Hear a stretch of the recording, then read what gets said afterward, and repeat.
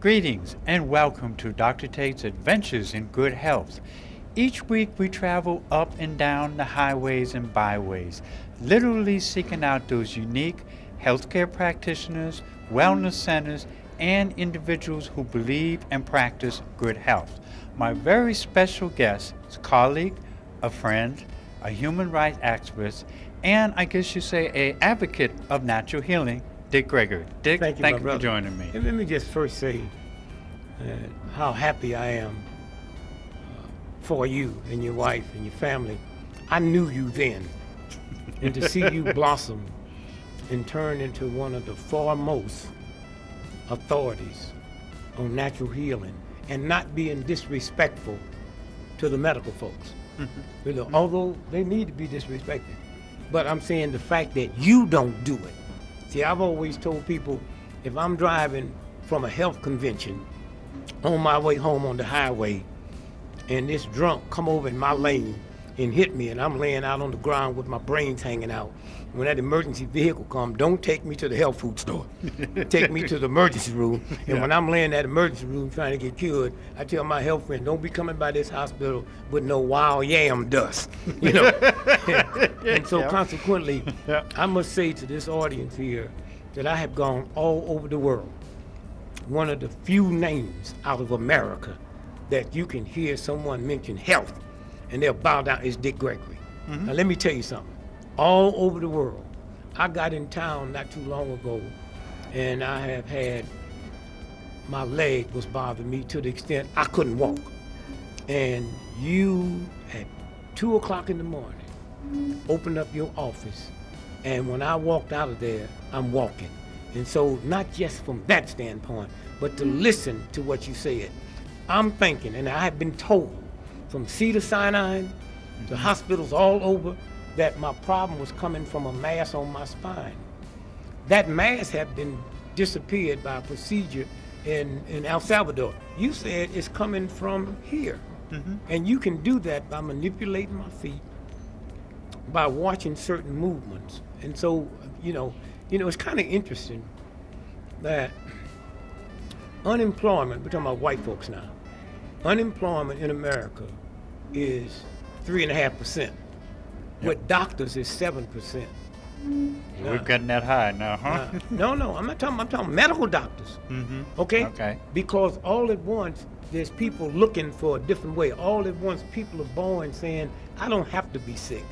I tell the joke that this 98-year-old woman went to see the doctor, said, Doctor, my right knee hurts me so bad. She said, oh, Nellie, it's just because you're 98. He said, my left foot is as old as my right foot, and my left knee don't hurt. So you either going to tell me what's wrong or I'm leaving. So again, I just say, when you look at where we are today in America, health-wise, did you ever think you would see white folks get on a bus and travel to Canada trying to get some cheap medicine?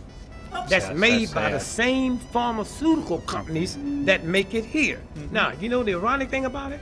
The last time white folks went to Canada on a bus to get something was during Prohibition. They could go over there and get whiskey. So now they've gone from getting one form of poison to another form of poison. So again, I say to you that we have to be responsible for our own health. What I love about your system, my grandmother haven't got time to go through the school system and understand what this is and what that is. When I come to you, it's the love, okay? The love that you have, the way you smile, the way I look at your office and everything just looks in place. So my life has always been finding people with integrity. That's right. I'm one of the #1 research staffs in the world. I don't have time to go do the research. I find the people with the integrity that tells me something that I don't have to question it. When I want to hear something about world universal herbs, I find Victor Kavinsky. I don't have to worry about what he's saying. And so when I'm looking at a practitioner, I will come to you. I will send people to you. I mean, when you talk about herbs, there are so many different herbs around the world that people's been using for so long. It's just getting into America today. You know what the #2 drink is around the world? #1 is water. #2 is tea. America's just catching up with that now. Right. And so let me say to you the number one cause of death in America today is not drugs, it's not murder, it's not heart condition, it's not cancer. The number one cause of death in America today is sleep deprivation. The number two cause of death today in America is dehydration, and the number three cause of death is lack of physical fitness. All three of them are free, all three of them are gifts from God, and we don't have. Now, I need people like you to say to my grandmother with the love and the kindness that you got to walk a little more, you got to drink more water, got to rest a little more, you got to turn off. And these are all the things you told me. You know, let me tell you something. I do 250 dates a year. You said something to me, I couldn't wait to go home and call my wife. I see a need for the liberation. You say, well, if you don't slow up now, you won't be here later.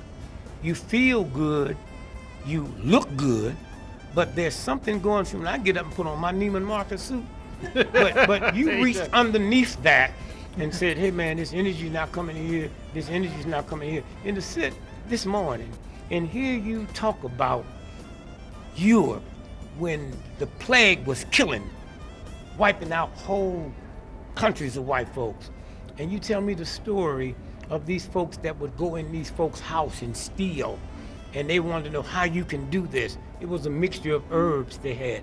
The fact that you bring this knowledge, you bring this up to the front, and so consequently, I say thanks to you, thanks to your family. You see, you make it look easy, but I know what you went through, because 5 years ago, didn't nobody want to hear this.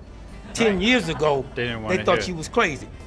15 years ago, your mother would say, I didn't send you all the way to school for you to be over here talking this crazy talk. Yeah, and now, how you going to make a living doing with did you hear herbs me? and your And diet? I look at Dr. Fulton. Dr. Fulton's dead now, but I looked at this woman that was out here talking about fasting and talking about how much water you need to drink and how much rest you need to get, and nobody paid no attention. And so again, I say that thanks. I am 73 years old. My wife is 69.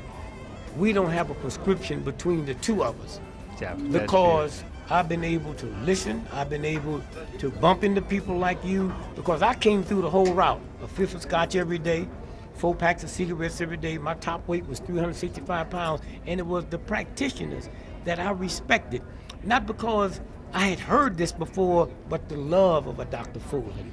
A love of you. You see, it's one thing coming in like I came in last night and I was in such bad shape, and I could not look at your face and tell anything was wrong with me, because the love there. So I just went to sleep.